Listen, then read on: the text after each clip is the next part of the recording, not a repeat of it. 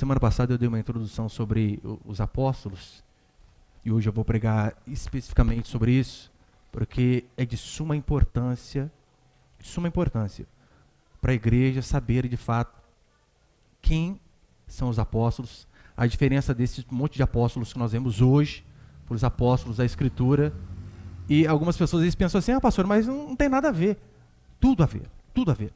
Então, eu prego de forma mais positiva, hoje vai ser um pouco mais temático, mas está dentro aqui do contexto de Lucas, tá bom? Lucas capítulo 6, versículo 12, diz assim a palavra do Senhor. Naqueles dias, Jesus retirou para o monte a fim de orar, e passou a noite toda orando a Deus. Depois do amanhecer, chamou seus discípulos e escolheu 12 dentre eles, os quais também chamou de apóstolos. Até aí, está bom. Você sabia que no Brasil, hoje, há cerca de 10 mil apóstolos? 10 mil. Além de centenas de redes apostólicas espalhadas por todo o território nacional. E a pergunta que, por vezes, nós fazemos é, pastor, mas existe apóstolos hoje? E a resposta, como diz a Escritura, é um absoluto não. Não existe apóstolo. Apóstolo bom é apóstolo morto. Estes são os bons. Então, todos esses, você não pode e nem precisa ter medo de errar. Todos esses que se auto-intitulam apóstolos, ou foram consagrados apóstolos por alguém, o que a Escritura diz que todos eles, sem exceção, são falsos. Porque só há apenas duas alternativas em relação a esses homens. Primeiro, eles ostentam um título por arrogância e orgulho. Visto que apóstolo é aquele que faz doutrina, então eles usam dessa autoridade, a qual eles não têm, para subjugar o povo, para fazer doutrinas do tipo, você tem que dar não é o dízimo, mas sim o trízimo. Imagina se essa moda pega? Imagina se aparece um e diz, não, é para os 12 apóstolos, não é só para os 3 patriarcas, não. Você fica devendo 20% todo mês. Então nós precisamos saber. A primeira alternativa, eles ostentam um título por arrogância, para impor mandamentos. A segunda, uma falta de conhecimento teológico básica. Básica. Não é nem profundo. Básica. Ou podemos também juntar as duas alternativas, com certeza. Para que o trabalho de algum servo de Deus, de fato, seja ratificado, seja confirmado, é necessário que ele morra. Vocês só vão poder dizer que, olha, o pastor Rafael foi um bom pastor assim que eu morrer. Porque durante a minha caminhada aqui na terra, eu ainda posso fazer loucuras, assim como qualquer um de nós. Então, a obra final de um homem, de uma mulher de Deus, ela finda quando ele morre. Lembra Paulo? Paulo, no final de sua vida, diz assim, combati o bom combate, completei a carreira, guardei a fé. Por quê? Porque ele estava no fim de sua vida. E nós também poderemos ver isso apenas no fim. E é de suma importância você saber confrontar ensinos e doutrinas que são pregados por tudo que é canto, porque é mandamento da Escritura. A Escritura dá uma ordem a mim e a você, não é uma opção, dizendo, cuidado que você vai falar dos outros, hein? É um mandamento. Olha o que diz Apocalipse 2, verso 2.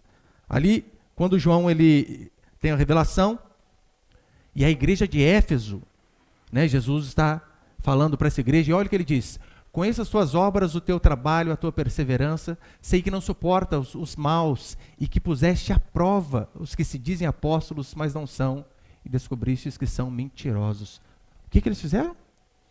Puseram à prova aqueles que se diziam apóstolos e não eram, e os encontraram mentirosos.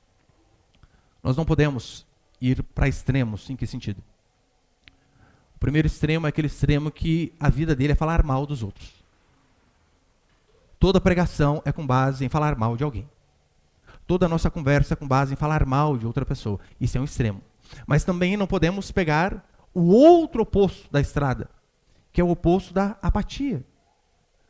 Do politicamente correto dentro das igrejas hoje, intitulado por não julgueis.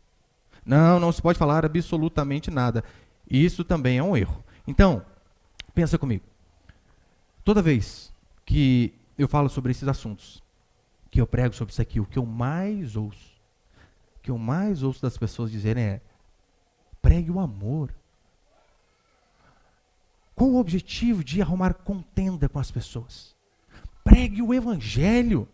Tantas pessoas nos hospitais, doentes, precisando de uma palavra amiga. O Senhor quer falar de apóstolo. Pregue o amor. Eu vou mostrar para você que isso aqui é amor. Imagine o seguinte. Eu sou um médico. E aqui do meu lado tem o Cícero também. Cícero também é médico. E então nós estamos atendendo a uma ocorrência. Um ônibus caiu de uma ponte com dezenas de pessoas. E então nós estamos ali socorrendo aquelas pessoas, muitas gemendo de dor, gritando, outras desmaiadas. E então eu estou ali fazendo tudo que eu aprendi para que uma pessoa possa se manter viva. Confiro os sinais vitais, se as vias aéreas estão obstruídas, faço todo o procedimento. Mas então eu olho para o lado e vejo outro médico ali, aproveitando do estado de inconsciência das pessoas, para colocar a mão na carteira e puxar e pegar para si. Para soltar ali um reloginho de ouro. E então guarda na sua bolsa. Se eu sou um médico, não tão bom, mas honesto, eu vejo uma pessoa fazendo isto e eu não faço nada, eu estou compactuando com aquele erro. Sou tão ruim contra aquele homem. Eu necessito dizer, não faça. Você está roubando as pessoas, aproveitando de um momento de fragilidade para subtrair bens materiais de alguém. Nós não podemos ficar quietos. Ou imagine o seguinte, você é um médico e chega uma pessoa com um problema no coração, um coração já enfraquecido, e você vê um amigo seu receitando uma adrenalina para a pessoa, sabe que vai acabar com ela. Se você não fala nada e aquela pessoa morre, você também vai ser culpado deste sangue. Então é de suma importância que venhamos a combater. Foi isso que Jesus fez. Jesus ensinava o certo, sabe como? Mostrando o errado. Ele apontava o dedo e dizia, fariseus, raça de víboras, não siga. João Batista teve a coragem, a audácia de chegar diante de Herodes, apontar o dedo e dizer, não te é lícito possuir a mulher de teu irmão. Ora, por que nós ficaremos quietos? Vendo várias pessoas tirarem até o último centavo de nossos irmãos. Não podemos. Em Mateus capítulo 7, verso 1, diz, não julgueis. Muitos leem esse versículo, fecham suas Bíblias e acabou. Você sabia que a vida depois de Mateus 7:1? A Escritura continua. Basta continuar a ler e ali ele vai explicar a forma adequada de se julgar. E no versículo 24 ele vai dizer, não julgue pela aparência, mas julgai de maneira justa. Toda a Escritura nós temos a ordenança, o verbo imperativo nos mandando. Julgue, compare as coisas. Paulo diz assim em 1 Coríntios 10, falo como a criteriosos, julgais vós mesmos o que eu digo.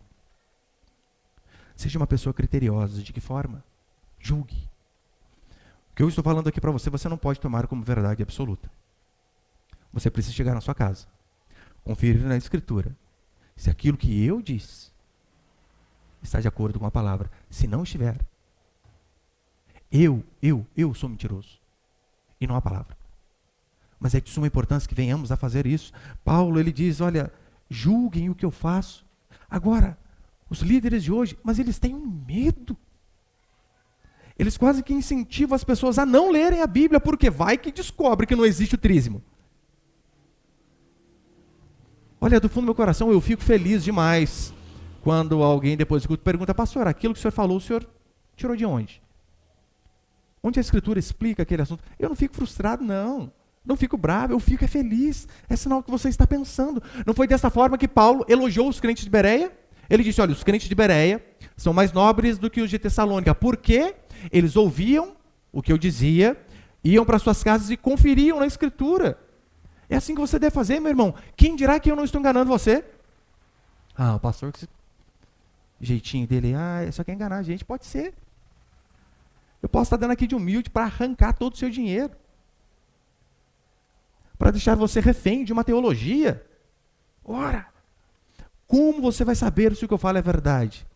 A partir do momento que você chegar na sua casa e conferir com a Escritura. 1 Coríntios 14, Paulo diz assim, tratando-se de profetas, falem apenas 2 ou 3 e os outros julguem. Julgar. Nós fazemos isso diariamente.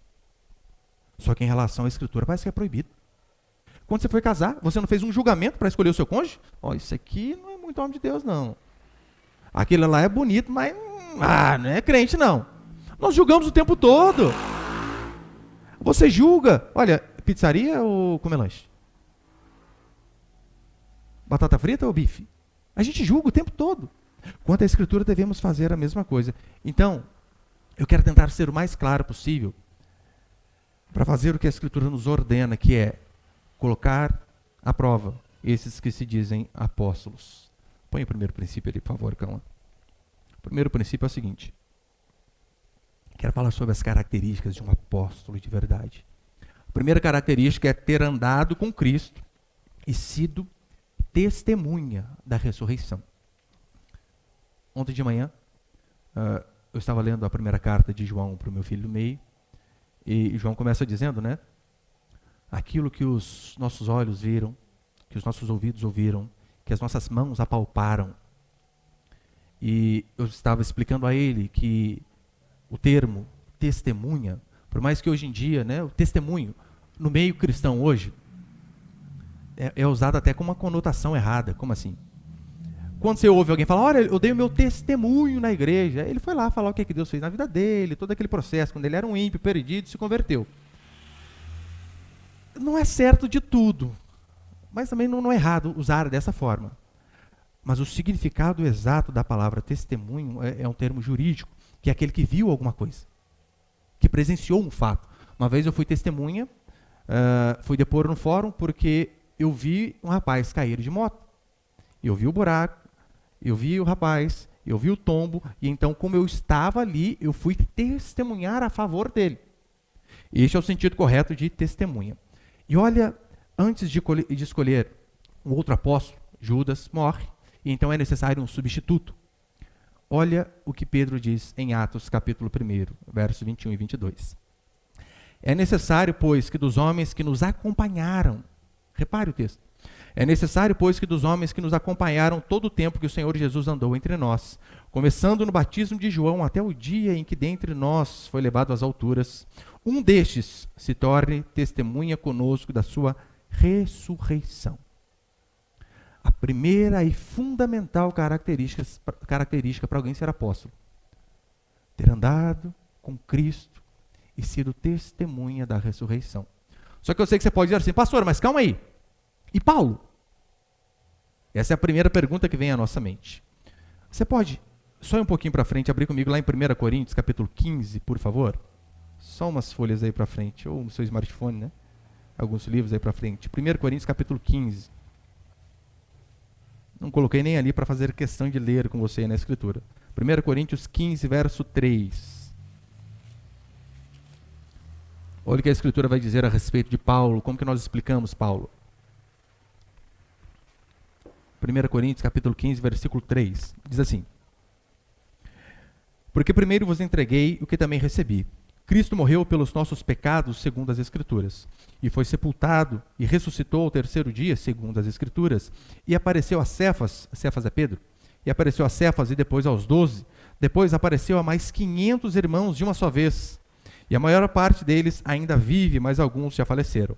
Depois apareceu a Tiago e a todos os apóstolos, e depois de todos apareceu também a mim, como um nascido fora de tempo certo. Algumas versões estão como um aborto. É isso que ele quer dizer.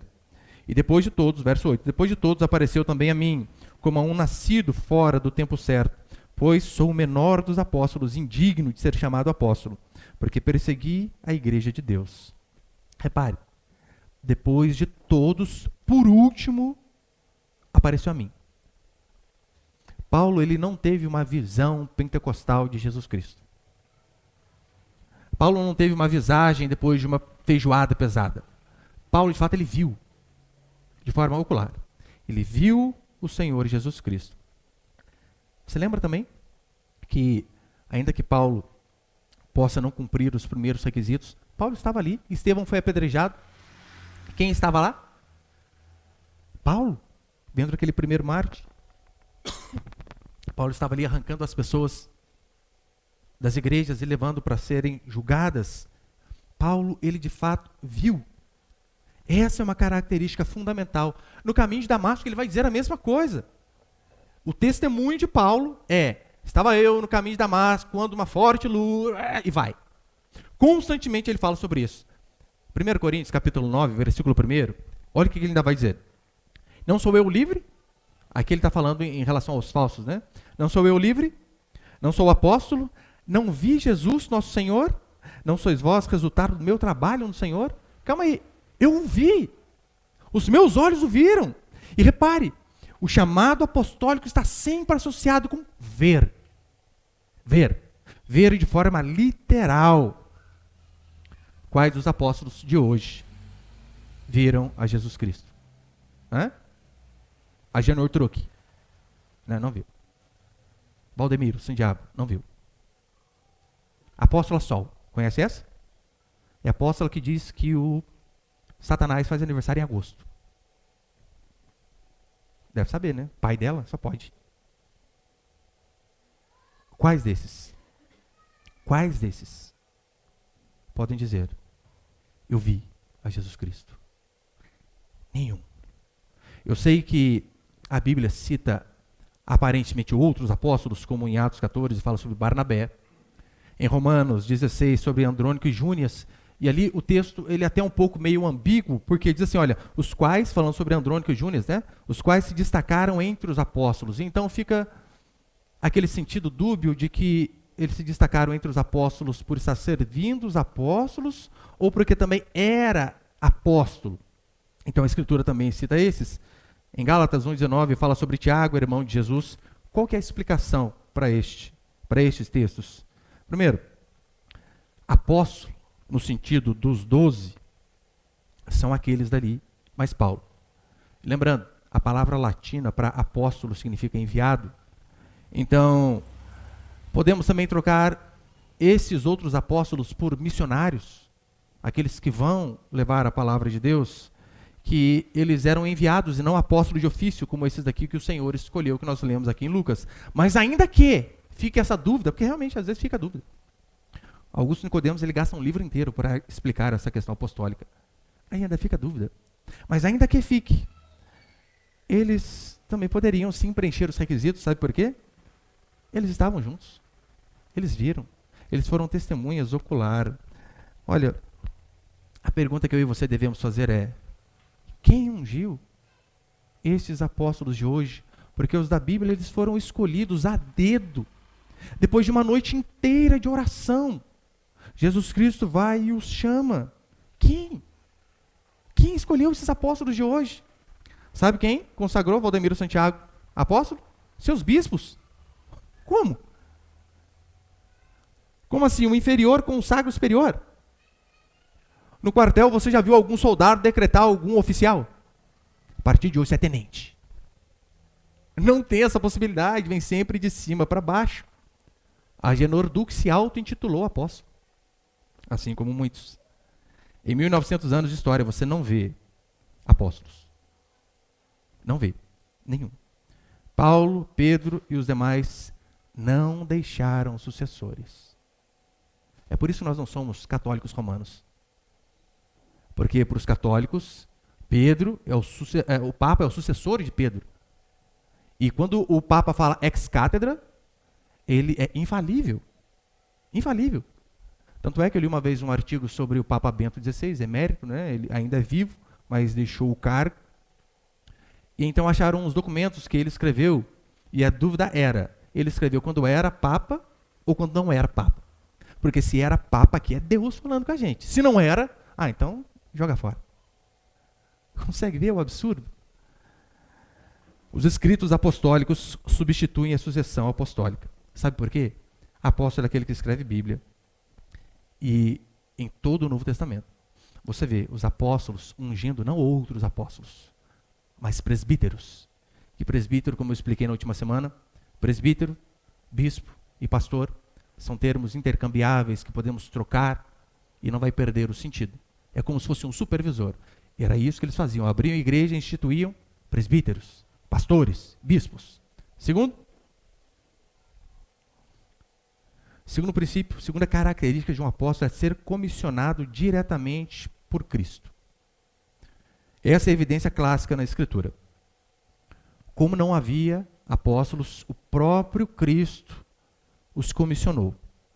Agora, se depois da era apostólica não houve mais apóstolos, não tem porquê esses que estão aí hoje falarem que são. Como nós lemos aqui Apocalipse, nós temos que colocar à prova. E como eu falei, Deus queira que aqui o meu coração, que é corrupto e enganoso, não esteja falando apenas por inveja deles terem igrejas enormes. Deus queira que não seja esta a motivação do meu coração. Mas nós temos que sim julgar, e julgar de forma correta.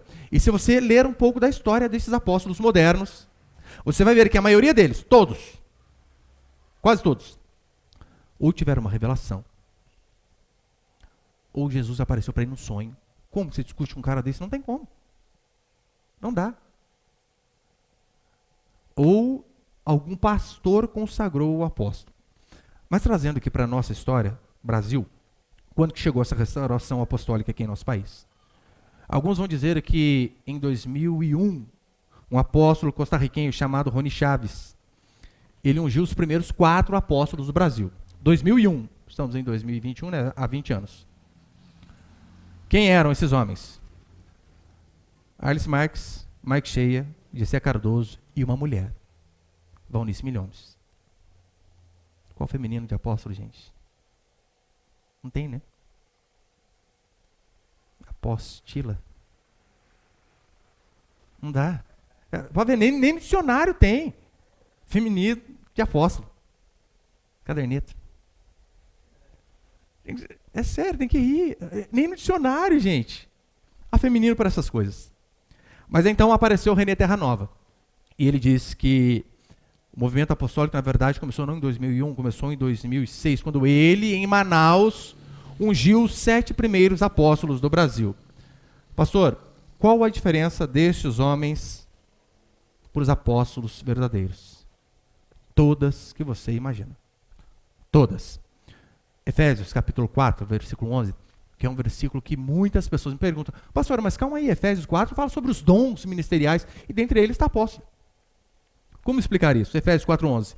E ele designou uns como apóstolos, outros como profetas, outros como evangelistas e ainda outros como pastores e mestres. O reverendo Augusto Nicodemos, quando ele vai explicar a respeito disso, ele diz que a diferença é que o apóstolo, ele tinha todos esses outros ministérios nele.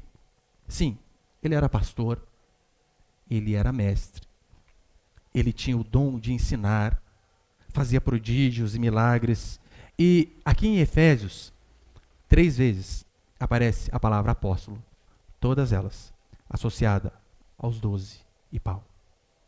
Por que em Efésios 4:11 seria um dom apostólico que ainda está disponível para os outros? É só o básico de exegese e você vê que realmente não dá. Os apóstolos, eles vieram preparando o caminho e o restante, nós, pastores, pedreiros na obra do Senhor, apenas construímos em cima do alicerce que já foi colocado. Não estamos aqui para inventar. Além do mais, olha Paulo. Paulo ressuscitava morto. Gente, isso aqui não é qualquer milagre, não. Como você vai ludibriar alguém? Uma vez eu vi o cara ressuscitando morto na África. Não sei se vocês já viram esse vídeo. Tá lá o bonecão no caixão, assim, ó. Você só olha que o peito dele, ó. Ele tá morto, né? O pastor vai, ora e levanta. Parece o Siqueira Júnior, lembra? Maconheiro. Lembra daquele jeito. Gente, dava pra ver o cara respirando. Como? E as pessoas ainda caem nessa o tempo todo. Paulo ressuscitava morto. Paulo escrevia Bíblia. Paulo não era acusado de ficar pedindo dinheiro para os outros, de comprar jatinho e ter fazenda com milhares de cabeças de gado. Pelo contrário, Paulo foi um quebrado por conta do Evangelho. Quase não tem diferença, né? Paulo, ele era apóstolo pela vontade de Deus, não de homens. É isso que a Escritura vai dizer. Além do mais, olha a diferença. Segunda carta de Paulo aos Coríntios, capítulo 12, verso 2, Paulo diz assim: de fato, as características de um apóstolo foram manifestadas entre vós, com grande perseverança por meio de sinais, feitos extraordinários e milagres, feitos extraordinários, na versão revista e atualizada, está poderes miraculosos. Ou seja, quais eram os milagres que os apóstolos faziam? Não era curar você de enxaqueca. Pastor, apóstolo, cheguei com dor de cabeça. Agora passou. Eu cheguei aqui com uma dor na junta, eu não consegui esticar o braço. Agora já estou conseguindo. Já viu os testemunhos assim? Nada contra, irmãos. Eu creio que Deus faz desde ressuscitar morto até curar a sua enxaqueca. Só que repare no currículo dos apóstolos verdadeiros aqui. Eles não faziam sumir um caroço debaixo do braço junto com sumir o dinheiro, não. Eles faziam um morto, de fato, ressuscitar. É isso que eles faziam. Lembra os exemplos dos prodígios de Jesus? Era o mesmo nível. Jesus chega diante de um leproso, uma doença incurável. Toca-o. E quem tocava era contaminado. Jesus toca e o leproso é curado. Jesus, ele pega a orelha do soldado Malco que tinha caído, gente, e cola na hora. Você imagina você ver um negócio desse aí no culto? Cola, literalmente. Olha para Pedro. Novo Testamento. Chega Ananias e mente em relação à venda de um terreno para trazer oferta na igreja. Pedro disse: por que mentiste ao Espírito Santo? O cara, pau, morre. Chega Safira, saltitante, alegre. E aí, Safira, vendeu por quanto? Por esse valor? Sim, concordando com o marido. Os homens ali de trás levaram o seu marido, vão levar você também. E pá, a mulher cai e morre. Era isso que esses homens faziam? Já viu os de hoje? Joga praga e não pega nada. De jeito nenhum. Pode ficar cegado. Jogaram praga em você já? Uma vez tinha um irmão veio para mim, nervoso, que eu saí da igreja, fulano jogou uma praga em mim. Fica sossegado, irmão. Pega não. Fica sossegado. Se fossem os apóstolos verdadeiros, você poderia temer. Agora esses falsos, não precisa. De forma alguma. Terceira característica de um verdadeiro apóstolo, sofrer muito. Essa aqui você não vê. Lugar nenhum. Meu irmão, eles sofriam e sofriam de verdade. Aqui em 2 Coríntios, vai comigo para 2 Coríntios capítulo 11 aí. 2 Coríntios 11, versículo 3, Paulo está debatendo com os falsos apóstolos. 2 Coríntios 11, verso 13. Perdão. Ai, que delícia, o barulhinho de folha. Que benção. Nada contra o celular não, pode usar também. 2 Coríntios 11, 13, Paulo está debatendo com os falsos apóstolos. E olha o que ele vai dizer. 2 Coríntios 11, 13. Esses homens são falsos apóstolos, obreiros, fraudulentos ou desonestos, disfarçados de apóstolos de Cristo. Obreiros fraudulentos. E você acha que às vezes eu sou duro, que eu pego no pé, né? Versículo 22. Daí Paulo começa a falar, eles são hebreus? São? Eu também sou. São israelitas? Eu também. São descendentes de Abraão? Eu também sou. São servos de Cristo? Sou ainda mais. Daí Paulo começa a descrever o currículo de sofrimento dele aqui. Muito mais em trabalhos, muito mais em prisões, em chicotadas sem medidas, em perigo de morte muitas vezes. 5 vezes recebi dos judeus 39 chicotadas, aquela que Cristo recebeu no Paixão de Cristo lá, né? Paulo recebeu 5. Verso 25. 3 vezes fui espancado com varas. Uma vez fui apedrejado, 3 vezes sofri naufrágio. Passei um dia e uma noite em mar aberto. Muitas vezes passei por perigos em viagens, perigos em rios, perigos entre bandidos, perigos entre o meu próprio povo, perigo entre gentios, perigo na cidade, perigo no deserto, perigo no mar, perigo entre falsos irmãos, em trabalho, em cansaço, muitas vezes em noite sem dormir, com fome, com sede, muitas vezes sem comida, com frio, com falta de roupa. Gente, daí eu fiquei angustiado de ler. Paulo, por diversas vezes, não tinha nem o que comer. Nada. O apóstolo verdadeiro sofria muito e por diversas vezes não tinha o que comer. Olha os apóstolos de hoje. Barriga lá na frente, né? Tudo gordo. Só isso, você já vê, né? Paralelo não bate, gente. Se você é pastor, seja benigno. Talvez eles tinham tireoide. Não cola. Não dá. Olha a diferença. Esse é o motivo. Porque eu não sou apóstolo. Sabe por quê? Eu nem de longe sofri pelo Evangelho. Nada comparado com o que Paulo sofreu, nem de longe. Em Gálatas, Paulo se apresenta aos irmãos dizendo assim: eu trago em meu corpo as marcas de Cristo. E o que a maioria dos teólogos concordam é que Paulo, por conta de todas essas surras que ele tomou, açoitadas, apedrejamento, eles diziam que o currículo de Paulo era Paulo chegar e tirar a camisa e apresentar um corpo todo defeituoso e deformado por conta dos espancamentos que sofreu. Qual dos de hoje tem essas características? Absolutamente ninguém. Por que é tão importante o sofrimento? E o sofrimento estar associado ao apostolado. Por que é importante? Porque eles foram testemunhas oculares. E você sabe, advogados em tribunais, eles tentam o tempo todo desqualificar as testemunhas. E então o sofrimento era de suma importância para que eles pudessem ver. Por conta do nosso testemunho, nós só tivemos prejuízo. Nós não ganhamos absolutamente nada. Só tivemos perdas. Agora, você imagina, se Paulo terminasse milionário, com um jatinho e com uma fazenda com 50 mil cabeças de gado. Qual testemunho esse homem teria? As pessoas poderiam dizer, olha, você foi para o caminho eclesiástico para ser apóstolo, olha, porque convém, gente. Arrecadação, muito dinheiro, igreja lotada, não paga imposto de renda. Ah, eu quero ser apóstolo também.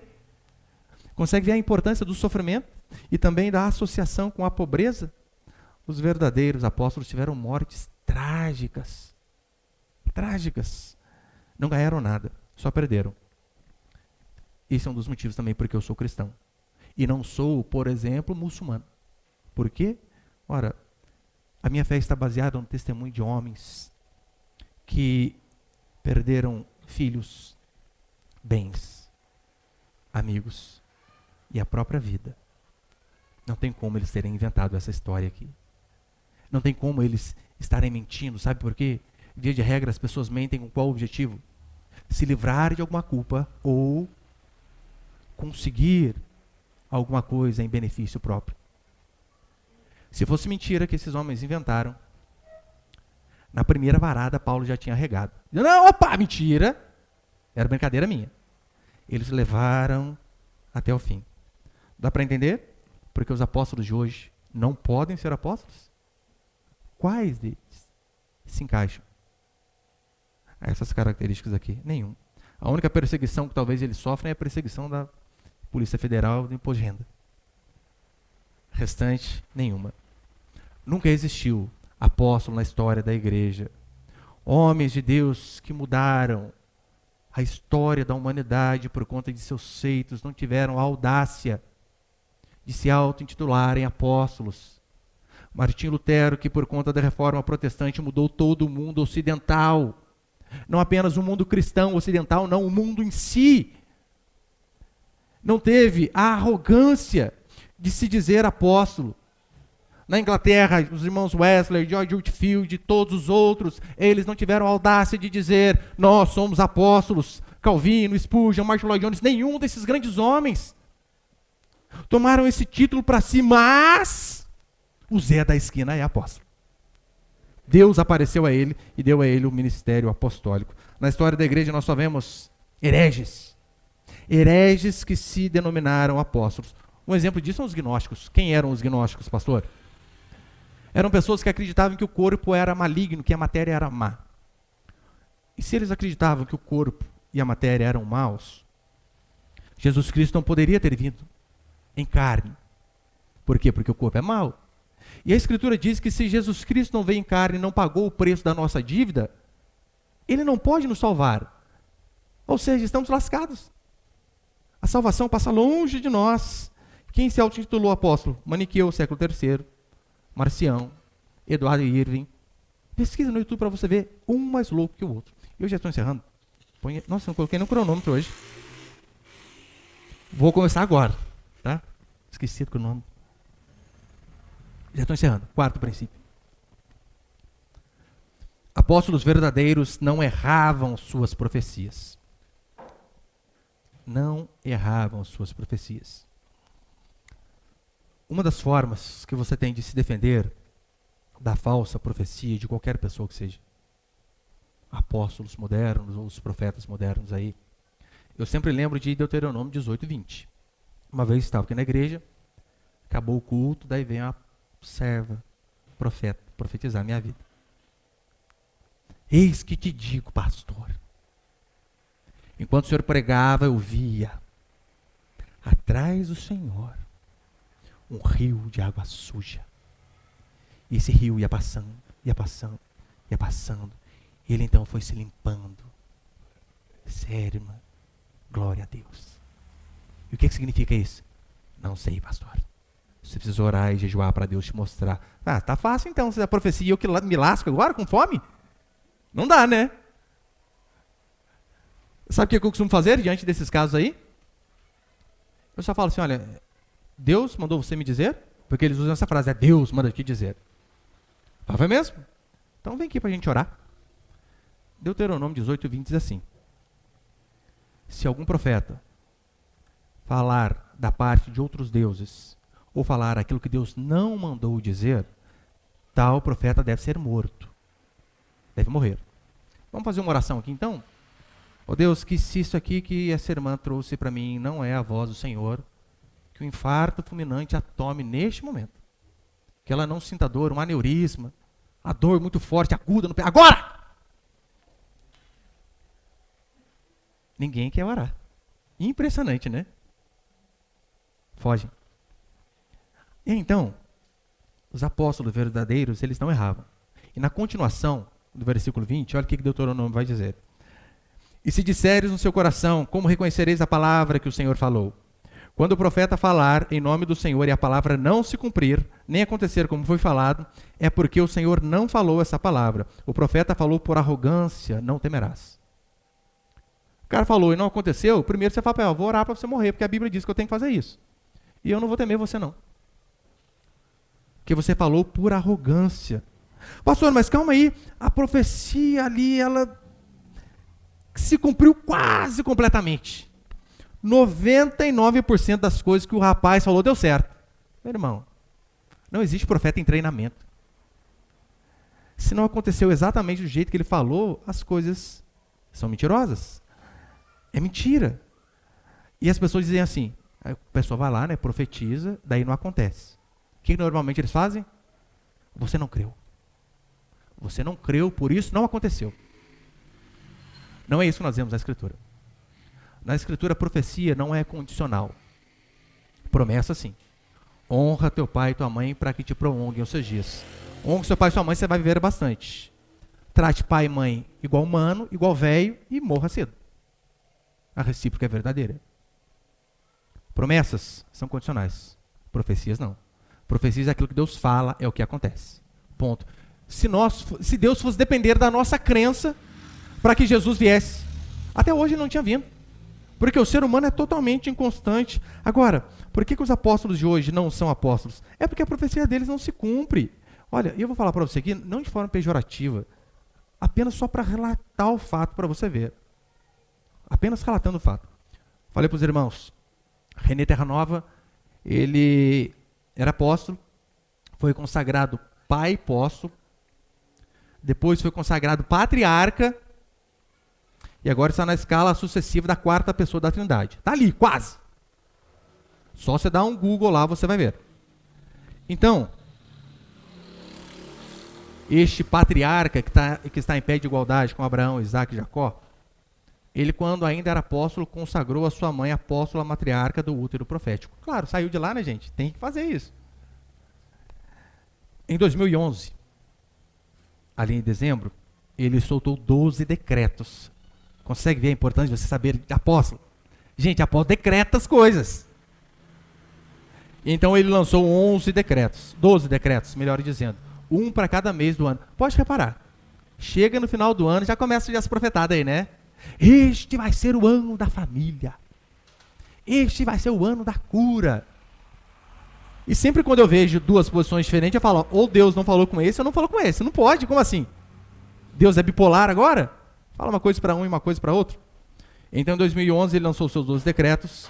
E o primeiro decreto era o seguinte: a família de todo crente vai se converter. 2011. Todo mundo aqui da sua família é crente? Hã? Não? Tem gente que ainda precisa se converter? Tem, irmãos? Renê Terra Nova errou. É o que a palavra de Deus diz. A apóstola Valnice Milhomes, em 1991, ela disse que Jesus Cristo voltaria no ano de 2007, num dia de sábado. Até o dia. Sábado. Aí, se você lê um pouquinho só da Escritura, você diz, calma aí. A Bíblia diz que quando aquele dia e hora ninguém sabe, só o Pai, vírgula, Valnice. Você consegue ver que a conta não fecha? A importância de você ler, estudar e conhecer. Depois, em 2014, ela disse que Marina Silva seria presidenta. E por que ela disse isso? Lembrando o contexto histórico, né? Não está nem muito longe. Eduardo Campos, Marina Silva vice, né? Então cai, e Eduardo Campos estava bem ali nas pesquisas, né? Mais ou menos, ali para trás, e de repente cai o avião e Eduardo Campos morre. Por conta de uma comoção nacional, a próxima pesquisa que fizeram, o nome dele foi lá em cima. Ou melhor, o nome dela, que era a vice dele. O povo ficou com, morreu, então vota nela, que era a vice dele. E aí então, Valnice olhou todo aquele cenário, não tem como eu errar, né? Pau, errou. Aí nós já descartamos os falsos. Eu não quero entrar no mérito, né, daquele povo lá, isso que te digo e tal. Minha esposa uma vez deram uma profecia para ela. Falaram assim, você vai casar com militar. Aleluia. Falou até que era da Força Aérea, que coisa, hein? Gente, quase acertando mesmo. Militar que veste azul. O exército não é, né? Só pode ser nós. Aí eu inventei de azul hoje. Eu nem sabia.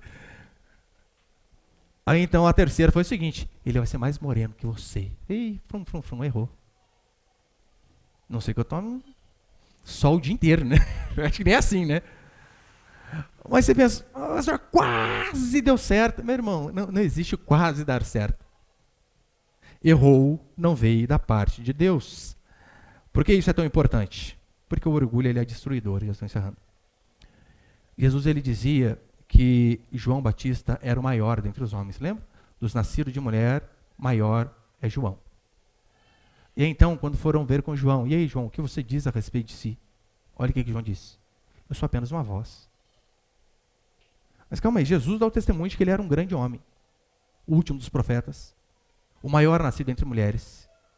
Jesus sabia quem ele era. Mas quando pergunta para João, ele diz, não, eu sou só uma voz. Apenas isso. Veja, Davi, ele não escreveu a sua vitória contra Golias. Escreveram a respeito dele. Mas o homem segundo o coração de Deus fez questão de deixar registrado seu adultério com Betseba. Para mostrar, sou falho. Mateus, que escreveu o Evangelho de Mateus, as poucas vezes onde ele escreve o seu nome, ele escreve ao lado de publicano, político, corrupto. Lucas, 2 livros. O Evangelho de Lucas, que nós estamos estudando, e o livro de Atos. Sabe quantas vezes escreveu o seu nome? Nenhuma. João, Evangelho, as cartas e Apocalipse. Quando ele fala de si, ele diz, o apóstolo a quem Jesus amava. É engraçado que você não vê os homens de Deus orgulhosos e arrogantes e ostentando títulos. Paulo, que era apóstolo, por vezes, por exemplo, a carta aos Filipenses, ele se apresenta como irmãos. Eu sou irmão de vocês. Algumas cartas ele se apresenta como apóstolo. Paulo, apóstolo. Em outras, Paulo, servo, irmão.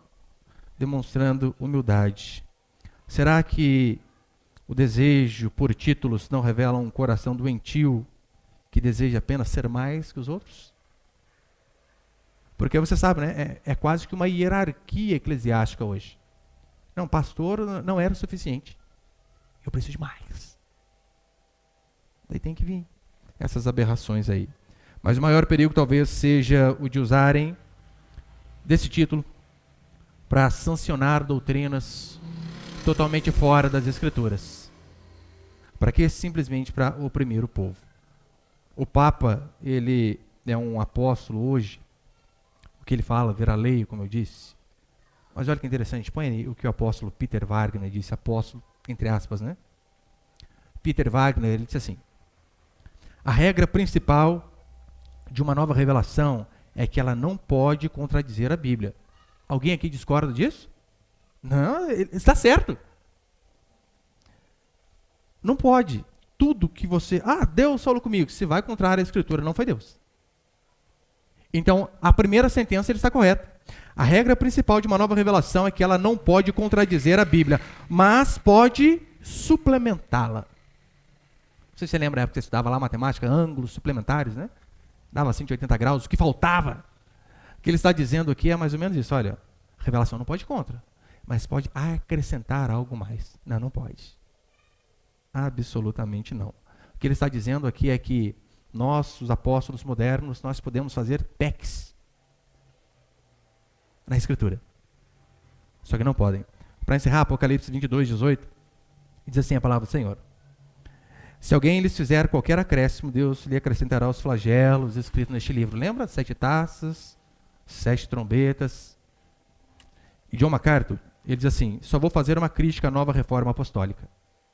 Não é nova, não é reforma e não é apostólica. Porque todos esses homens são falsos.